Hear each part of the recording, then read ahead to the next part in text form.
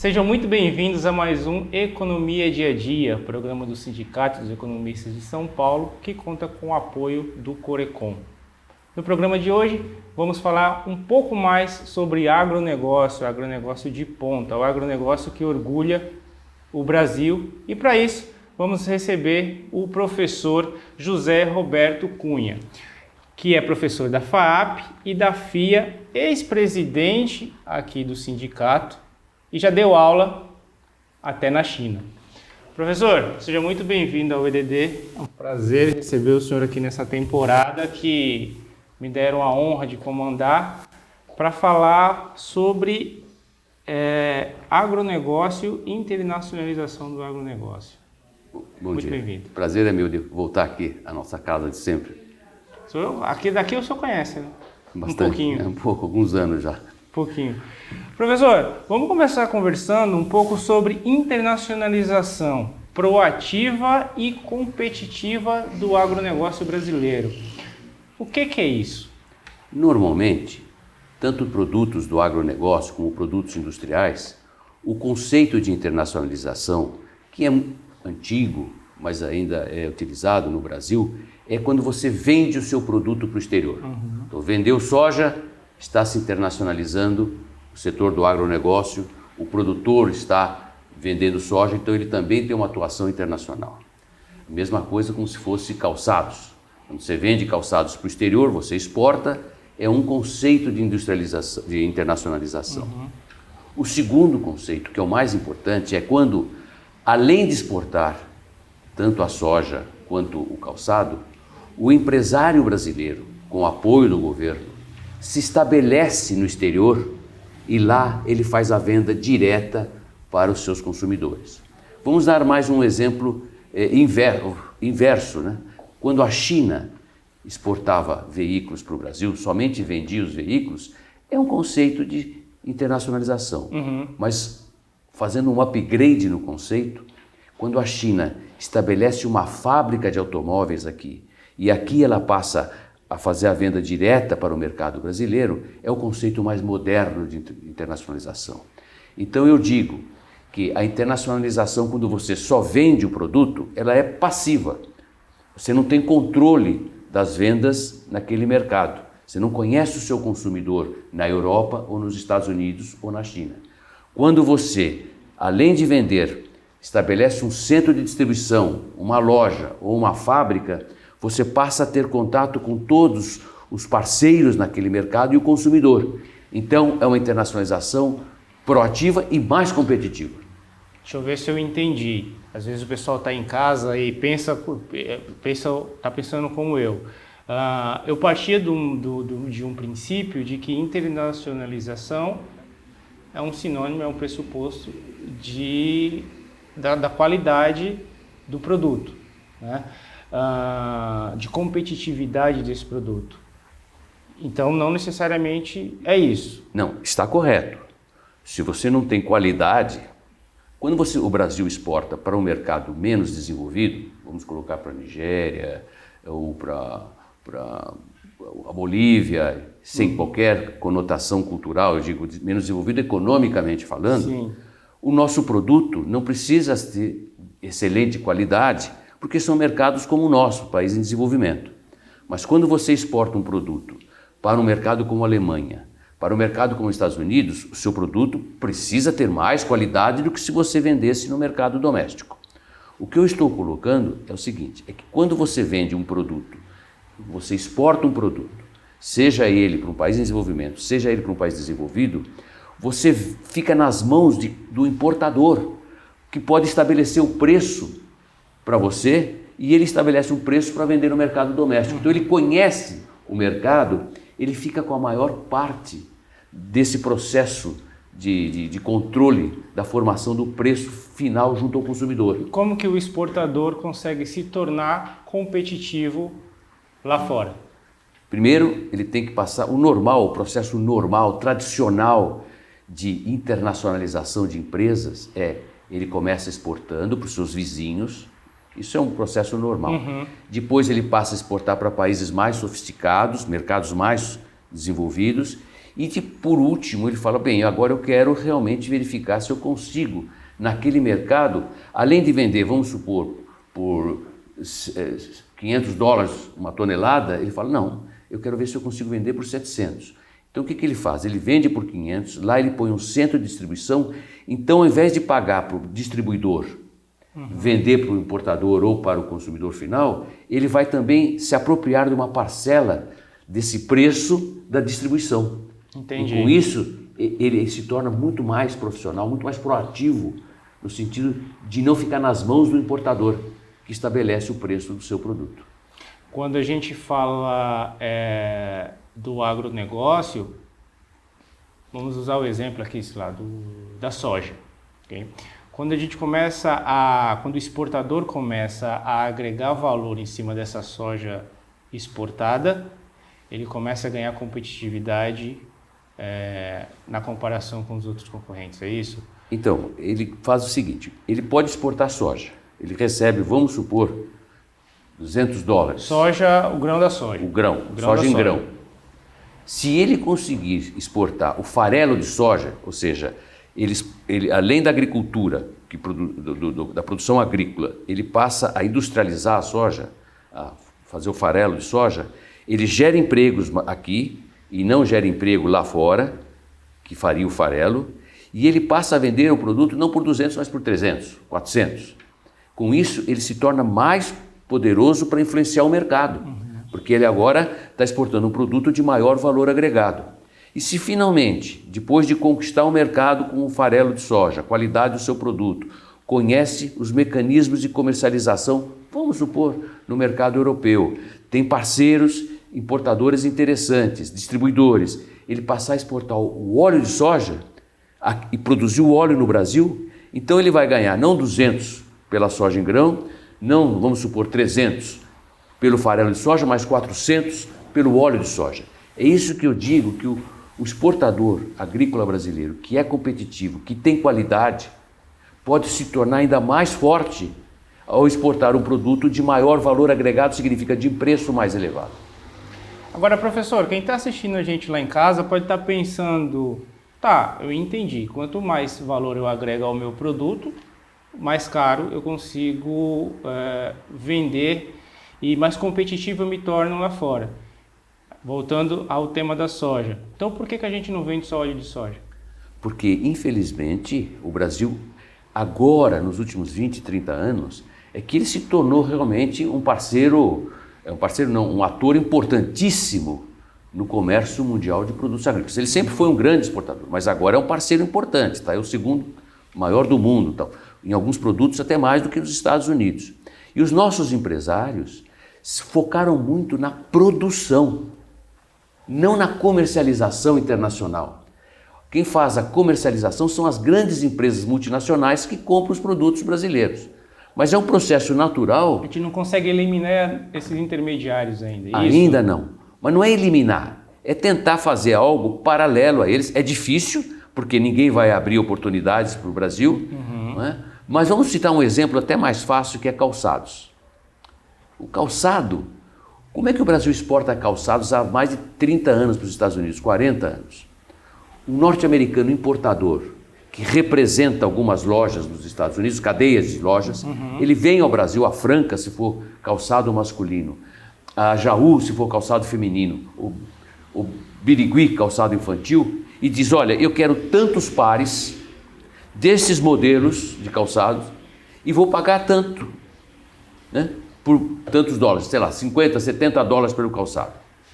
Aí ele leva o calçado lá e vende. E esse produto final chega no mercado a 400, 300 dólares. Ou seja, ele controla o mercado local.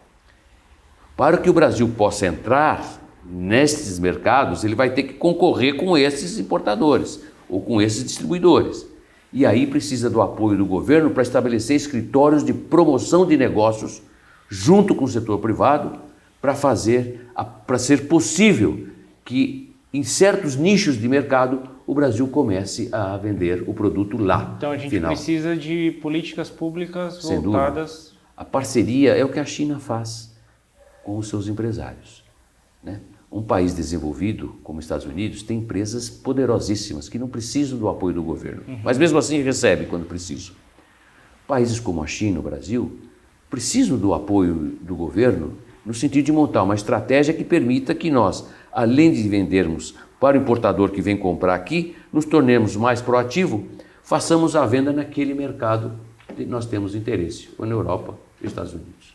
E aí, por esses empecilhos, hoje a gente está atrás, por exemplo, de quais países? Bem, em termos de comercialização... Se a gente pensar aqui em América Latina, por exemplo.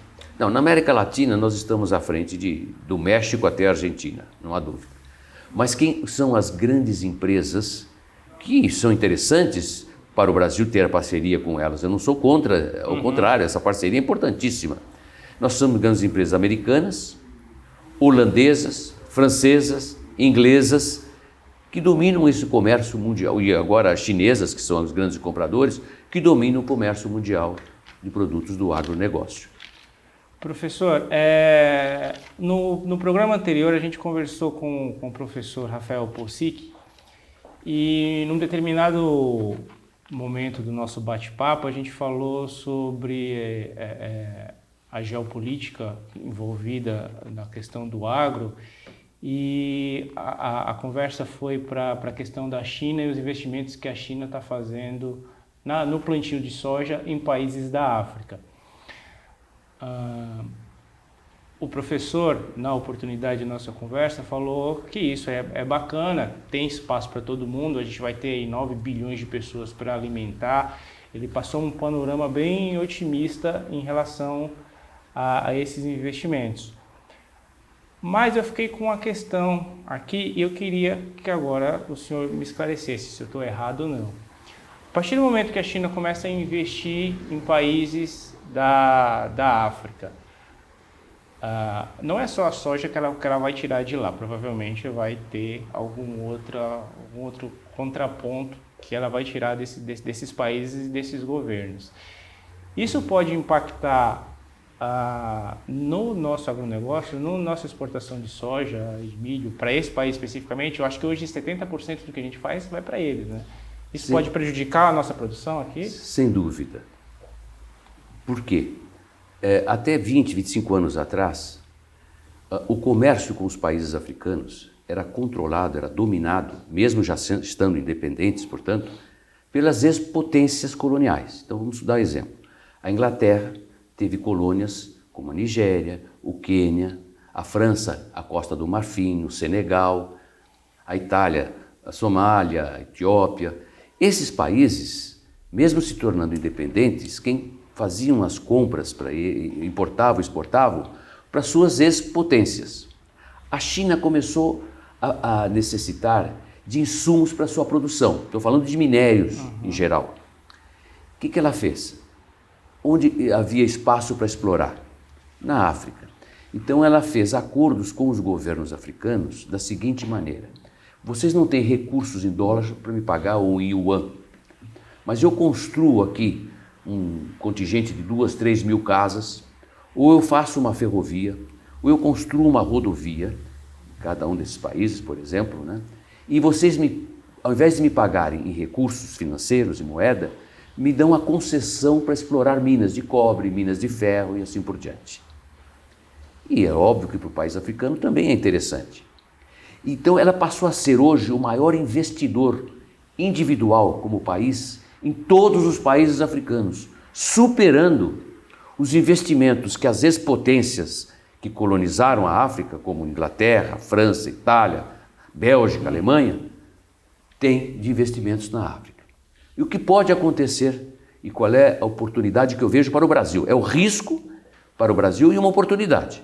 O risco é o seguinte: a China já tendo garantia por 20, 30, 40 anos de explorar minas, como eu falei, de minérios, portanto, né, minas minerais, ela pode também falar, bom, agora eu vou fazer investimentos, construir rodovias, mas eu quero em troca áreas de terra para produzir mercadorias, produtos agrícolas, como a soja, por exemplo, o café, que a África tem um excelente espaço para a produção de café de qualidade. Né? A África do Sul, famosa por isso, inclusive. Vários países africanos têm essas áreas inclusive ainda virgem. Então o que a China faz? Ela passa a produzir soja num país africano, que está mais próximo regionalmente da China, e passa a comprar de lá e negocia e pressiona o preço do exportador brasileiro para baixar, porque agora ela tem um produto mais competitivo em termos de preço lá. Esse é o risco, o Brasil deixar de exportar tanto para a China, porque a China vai comprar de países africanos em que ela vai controlar a produção, em parceria com empresas africanas, ou não.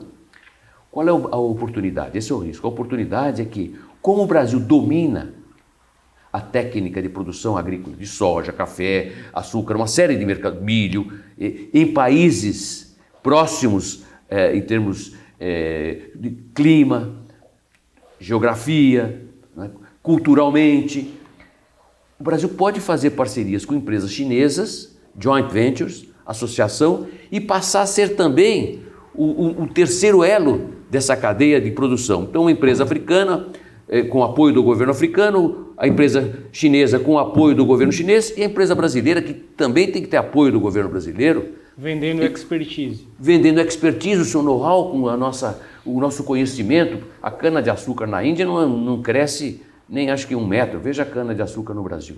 E a partir daí ela também se apropria em parte dos lucros de exportar para a China. Então ela fica com a fonte de fornecimento do Brasil e a fonte de fornecimento de mercadorias agrícolas da África também. Então é um risco, mas é uma oportunidade. E por que isso não está acontecendo agora? Eu acho que falta uma estratégia nacional para pensar nesse sentido. O Brasil tem que ter um projeto. Ele já é hoje importantíssimo no mundo.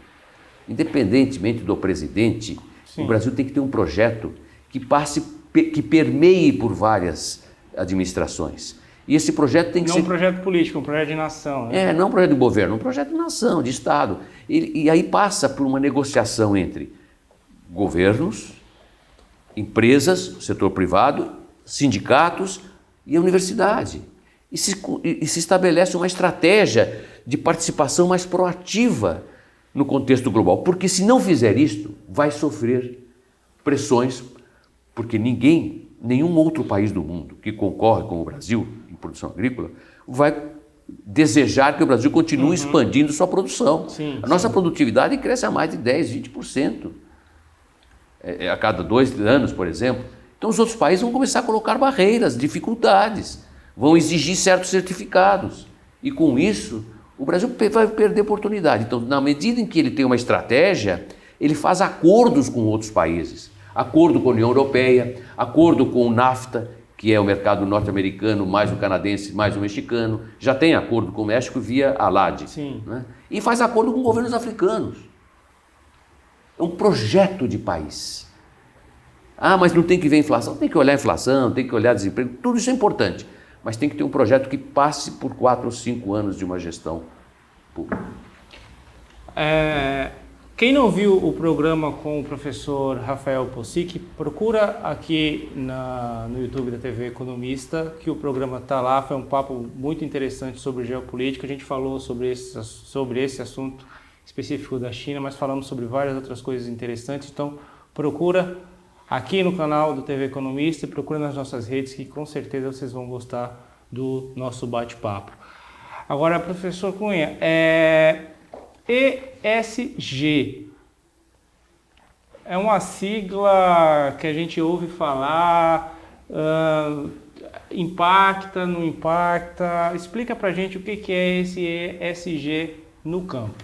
Hoje nós conhecemos a sigla DNA. Sim. Todo mundo tem o seu DNA. Todo mundo sabe o que é DNA. E é um nome complicadíssimo. O ESG é o DNA do agro. Exato. Ou de outros produtos também, mas vamos falar do agro.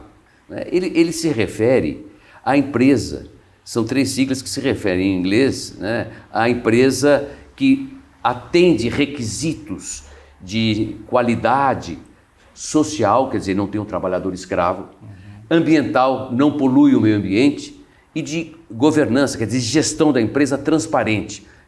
Seria uma empresa que demonstra os seus resultados, que não faz acordos escusos com governos ou com países. Então é uma sigla interessante que trata de social, meio ambiente e transparência, gestão pública de qualidade, né? Este é como se fosse um selo. Se você tem este selo ESG, que tem uma série de requisitos para você obter, você passa a poder cobrar até mais pelo seu produto, porque o consumidor estrangeiro, e mesmo o brasileiro, vai falar, bem, essa empresa respeita o meio ambiente, respeita os trabalhadores, respeita a sociedade porque ela é transparente, eu vou pagar mais por ela do que aquela outra que não tem esse selo. É como se fosse um produto orgânico, Entendo. Só que é mais sofisticado. Claro. Então, o que eu entendo que pode vir a acontecer é uma oportunidade, primeiro é um risco, depois a oportunidade. O risco é que os importadores estrangeiros da Europa, Estados Unidos, não conseguindo concorrer com os produtos brasileiros, pegue o milho, pegue o etanol nos Estados Unidos. O Brasil está sendo extremamente competitivo em preço, qualidade. O que eles vão começar a adotar? Juntamente com seus governos, os grandes produtores nas associações empresariais norte-americanas podem fazer a seguinte exigência do governo: olha, passe a exigir que a importação de milho aqui nos Estados Unidos venha de empresas que tenham certificado ESG. E o Brasil aí vai perder a oportunidade de exportar para lá. Mas, pensando no ponto de vista do produtor, isso pode ser encarado como uma possibilidade, não como um problema, mas como uma possibilidade de melhorar a qualidade do produto e do negócio, né? Sem dúvida. Se ele, como eu falei, é um risco ele deixar de exportar, mas na hora que ele obtém esse certificado, ele chega lá nos Estados Unidos e fala assim, olha, o preço médio desse produto está 100, eu quero cobrar 110 porque eu tenho um certificado ESG. Quer dizer, isso valoriza e a imagem do Brasil também melhora. É como eu falei, é como se fosse um produto orgânico. Pega o cultivo e a comercialização de morangos. Sim. O orgânico tem um preço maior do que aquele que não é orgânico. Então eu acho que é uma grande oportunidade, e mais do que uma oportunidade, se não tomar decisões agora para implantar gradualmente, com apoio, porque isso tem custo, né? Com o apoio do Banco do Brasil, por exemplo, da Caixa Econômica Federal, seja do Banco Oficial, BNDES, para implantar um programa de certificação em ESG, o Brasil vai sofrer restrições às suas vendas no exterior, não porque os outros países têm o ESG, muitas vezes os produtores lá também não têm, mas é uma forma de dificultar a entrada competitiva de empresas e produtos brasileiros nos mercados desenvolvidos. Quero fazer uma última pergunta, mas antes, a gente já tem um programa de financiamento, mesmo que embrionário, para isso?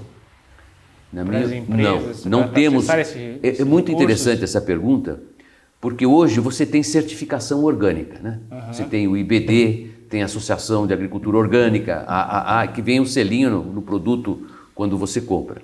Não tem ainda um selo ESG, porque ele está se formando um critério de quais são os indicadores para medir a qualidade, a quantidade ou a forma de produção de uma mercadoria, seja ela agrícola ou industrial. Ainda não tem um selo internacional.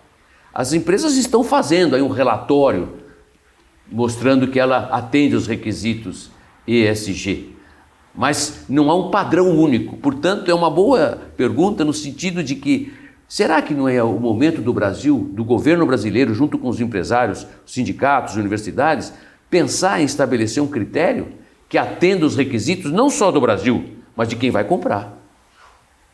Eu acho que é uma boa oportunidade para nós. É um caminho. E para a gente encerrar, professor, na sua opinião, qual que é o próximo passo da internacionalização competitiva, não só do agro, vamos falar dos produtos brasileiros?